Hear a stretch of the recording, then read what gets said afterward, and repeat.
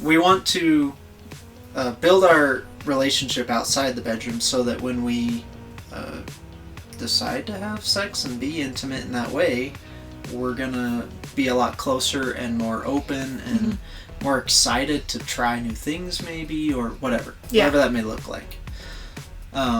Being open to being more vulnerable is a big part of that, right? And so if we don't feel safe with each other, we're not gonna want to open up in the bedroom.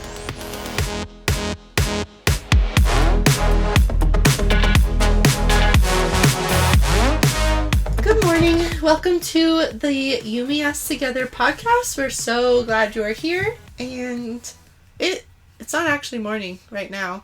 It might not be morning when they're listening to it, but we just say good morning. Yeah, we like to say good morning. I feel like it rolls off the tongue really well. Good morning. Yeah. Instead of good afternoon, good evening. Good morning is just, and it sounds so happy. Good morning. Good morning. Anyway, today we are going to be talking about a really intimate topic. Do you want to say what it is? Heck yeah! I feel like we should be sitting closer for the intimacy. Here, you can hold my hand. Okay, that was weird. Thank you. We're talking about sex. Woo. Heck yeah. Yep. We're talking more about how sex is an indicator for the health of our marriage, essentially.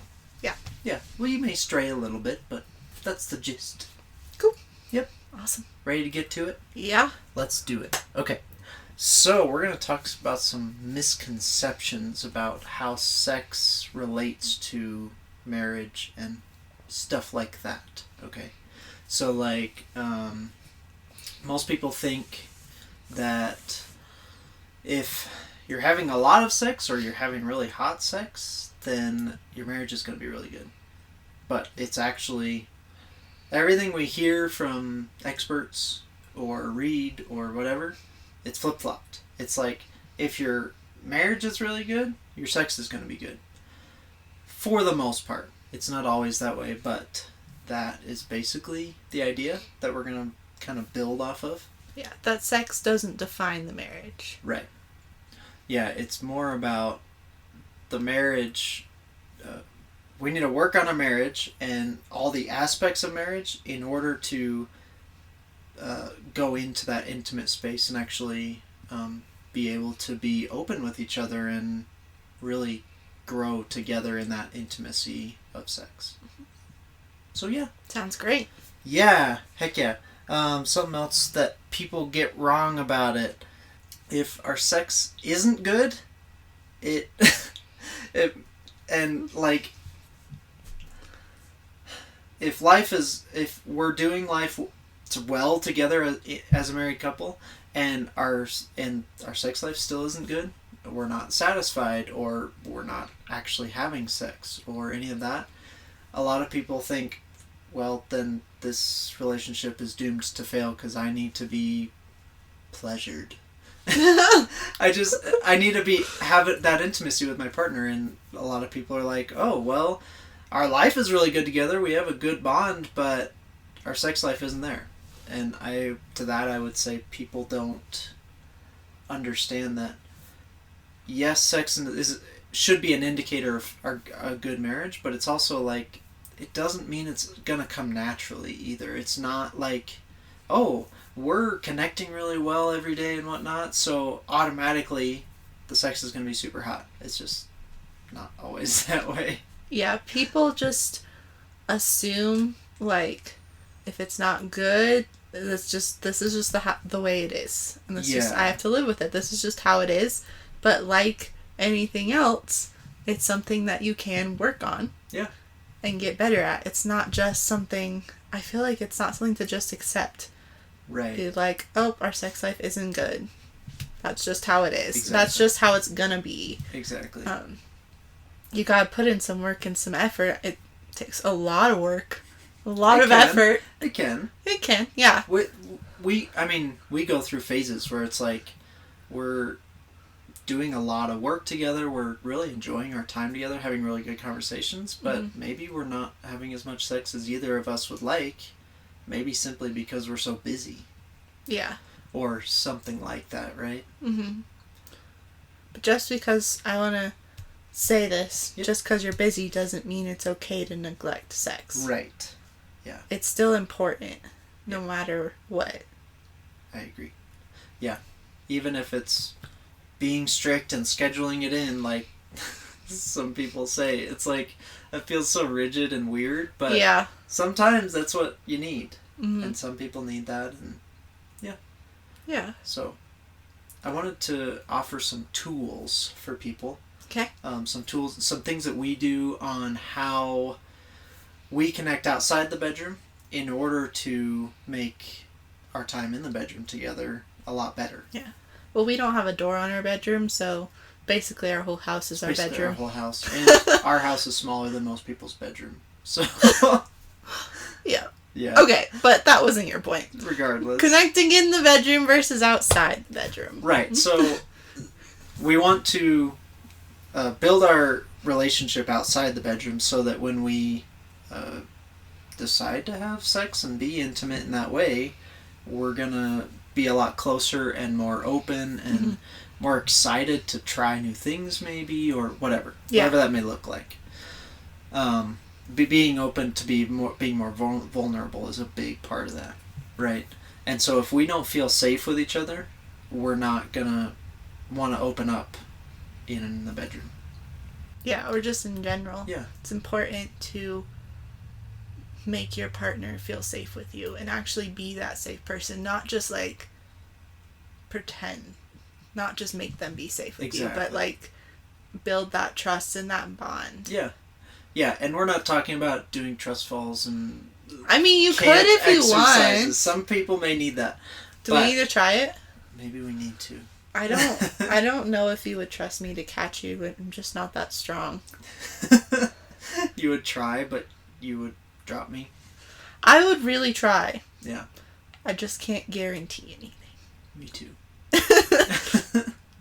No. Okay. Oh my gosh. We Sorry. You said we would. I know. Okay, so the big things. Those are our dogs. We'll get to them. They're feeling left out. They're like, why don't I get to talk about sex at all? It's because they've never experienced it. Yeah, poor babies. They live a rough life. Okay, let's get back to it. Okay. All right. Some stuff we do to connect with each other in order to either relieve stress of our everyday lives so that we feel like we have time maybe to be intimate, or maybe it's just doing things to connect in an emotional way, or it may even be just like making sure we're connecting through what we're doing every day in order to feel comfortable with each other and having those deep conversations. So I was going to mention one of the things that we really enjoy doing to connect on an emotional level, just not in the bedroom, is going on walks together. Because it allows both of us to speak freely about whatever's on our minds. Plus we get a little exercise. We get the dogs outside. Yeah. And I think those little moments of like sitting down intentionally without having the distraction of kids or technology or dogs or whatever, like sitting on the couch with the TV on, but maybe we talk sometimes. That's not what I'm talking about. I'm talking about like, I don't know. Finding time together, like just the two of us. Yeah. I know our dogs are with us on a walk, but they can't chime in. Right. They distract us every once in a while when they see another dog and they bark. Yeah. But the time just the two of us where we don't have any like worldly distractions. A lot of times I don't even bring my phone on walks. Yeah. So I'm like, I don't need that. Right. Even if it's like, man, it would be really cool to capture a picture for our story. Yeah. Whatever. Some time to be together and just be in the moment. Yeah. Just to be together is the point. Exactly. Not for an agenda. Let's just spend time together. And I spend a lot of the time on walks talking. Because, you know, I have a few more words than you maybe. Sometimes. But. Yeah. Yeah. Well, and you've expressed to me that that's really valuable for you. Just to speak. I'm very verbal a lot in my processing. Mm-hmm. And so just to have you listen is really important to me. It makes me feel more connected with you if you can love me in that way. Exactly. Yeah. So it doesn't have to be going on a walk. It could just be we're making dinner together.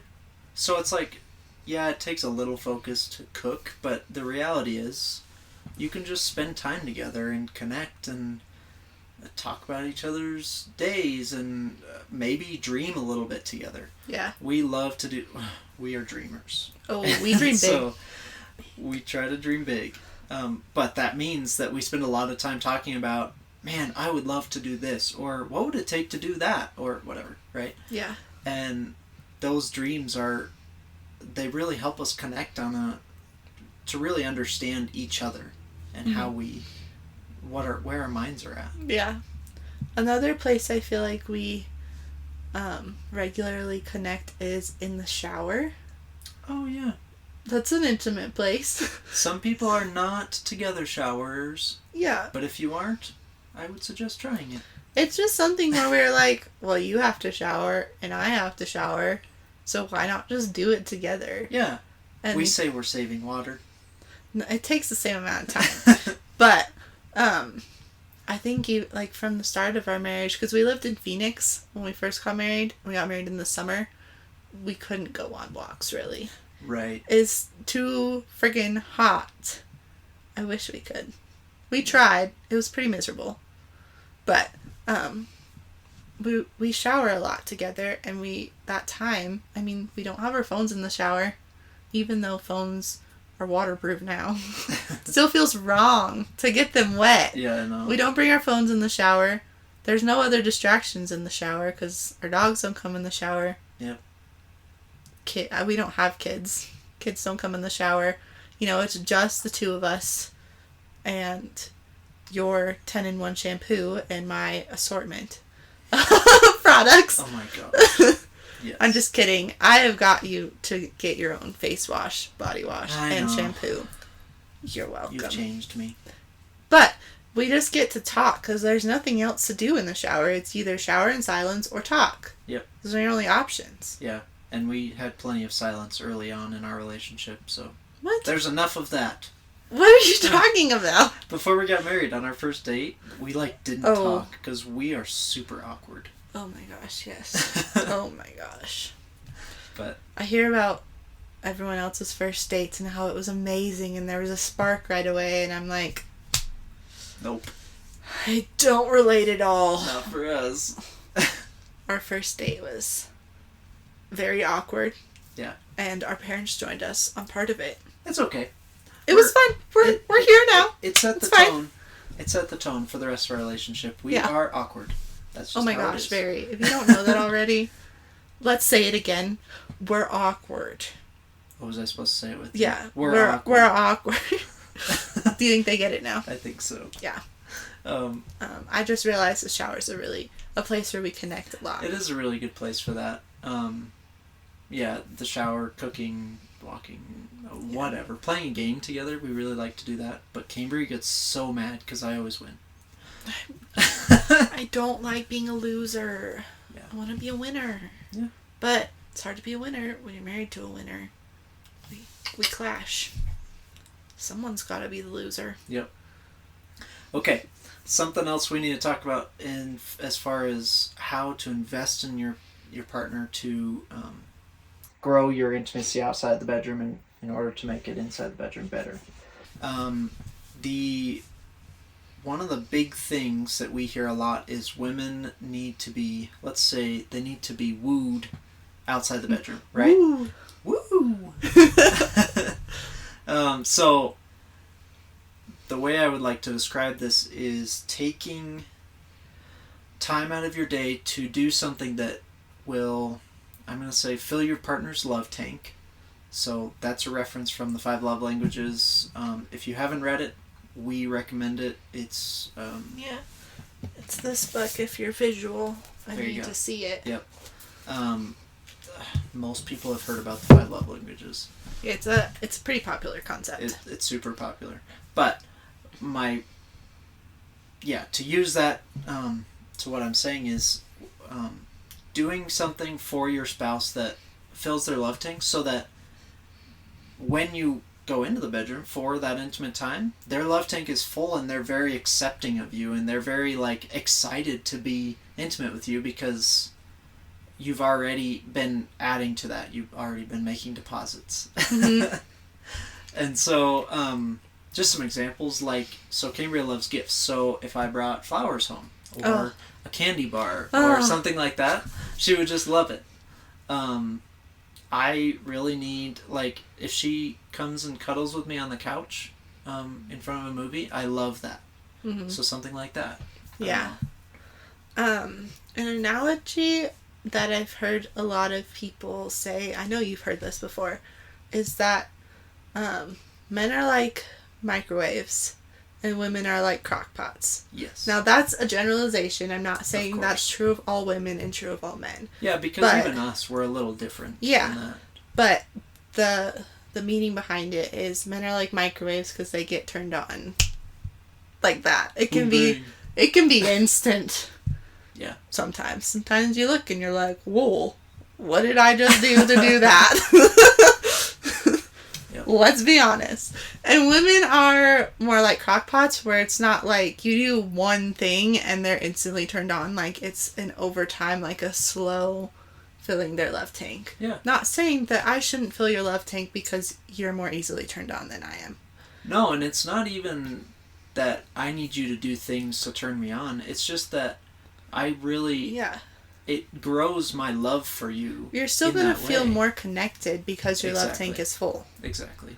But, yeah, I've heard a lot of, at the conferences we go at, I feel like every woman talks about how if my husband does the dishes and takes out the trash and cleans the house and things like that, it plays with the kids. Yeah, that's her, her intimacy, she feels more intimate with him. Mm-hmm. And I think a lot of that's because her love language is probably acts of service. Now I hear that and go, it's nice when Noah does the dishes, but I don't associate, oh, my house is totally clean because Noah did it, with we should go have sex. Yeah. I'm like, nice, thanks. That's it. That's because acts of service is not my love language. It is at the bottom. Yeah. But the concept's still there. You giving me gifts, you giving me words of affirmation, because those are top ones, are huge for me. And doing that throughout the day, it fills that love tank, makes me feel connected, and then more willing and available, is that a good word? Yeah. To have sex at night. But also, I think one thing I want to say about sex is that's different for everyone. You don't have to have sex at night. It's not the only time of day you're allowed to have sex. Yeah. It is the time when a lot of people think about it. Yeah. But, I mean, even we've found, we always, that's always the time we think about, we should have sex. But then it's like, I am exhausted, or I still need a shower and feed the dogs, and I just can't.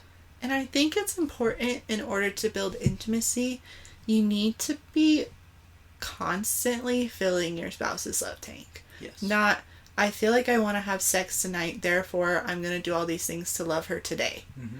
And then not do that again for the next week. Right. And then you want sex again, so you're gonna, it's got to be a constant thing in order to build that emotional connection and intimacy. Agreed. In order to make your sex life better. Yeah.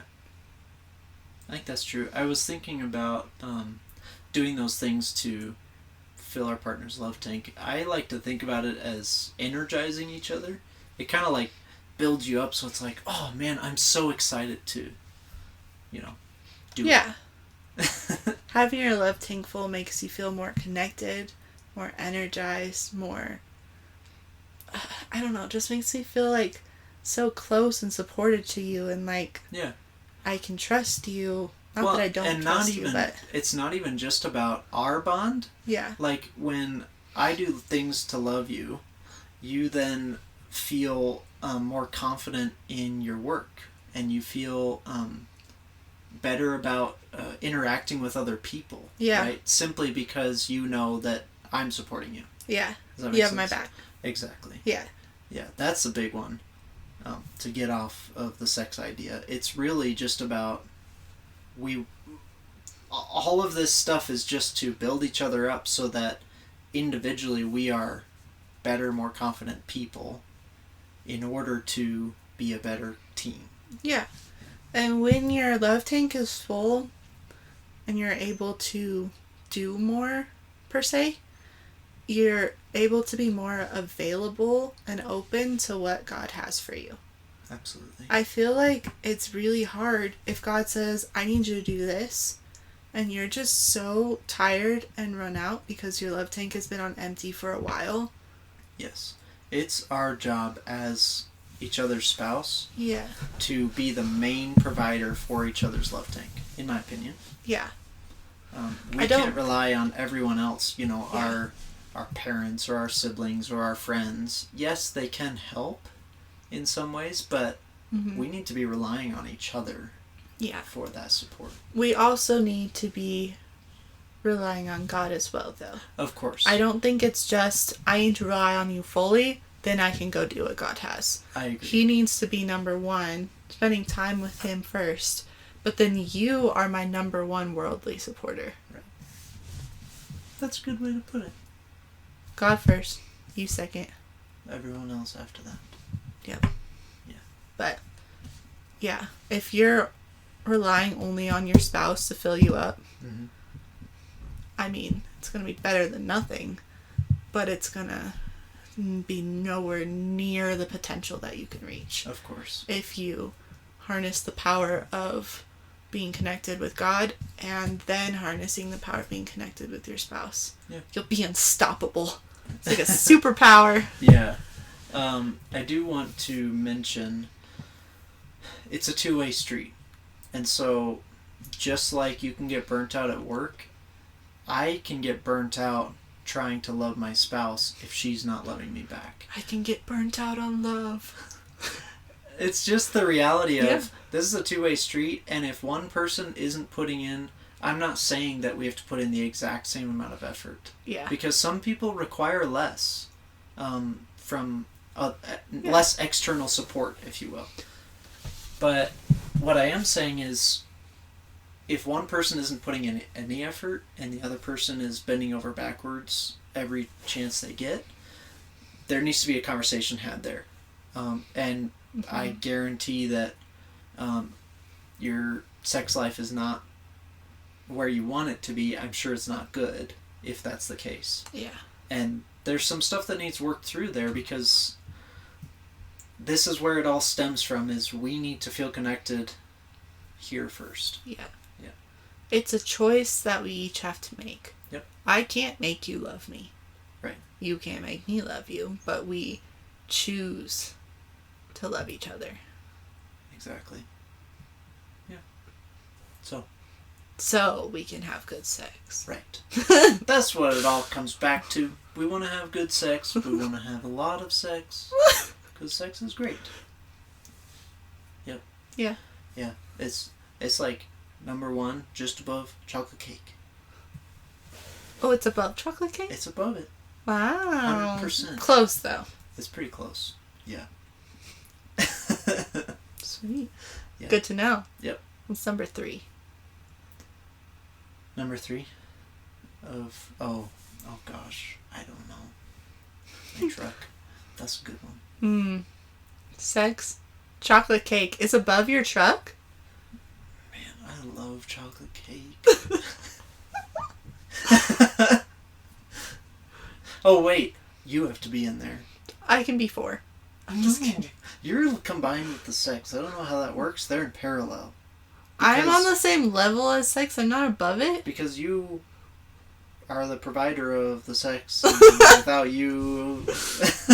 That means I should be number one. Oh, yeah, you're number 2 because God is number 1. Right, we talked about that. Oh, my goodness. God, me, Yep. or you, sex, chocolate cake, trucks. Meaning of life. Noah's order of priorities. There you go. Yeah. So, that's all we have to say. Oh, Awesome. wait. Except, go have sex. Boom bang. Yeah. Awesome. Okay. It was a very sexy topic. Heck yeah. It's not as spicy as we'll get. I guarantee it. I'm so excited. Okay, awesome. We'll be done now. Okay. We'll see you guys next week. Yep. Thanks for watching or listening. Boom bang. Pow.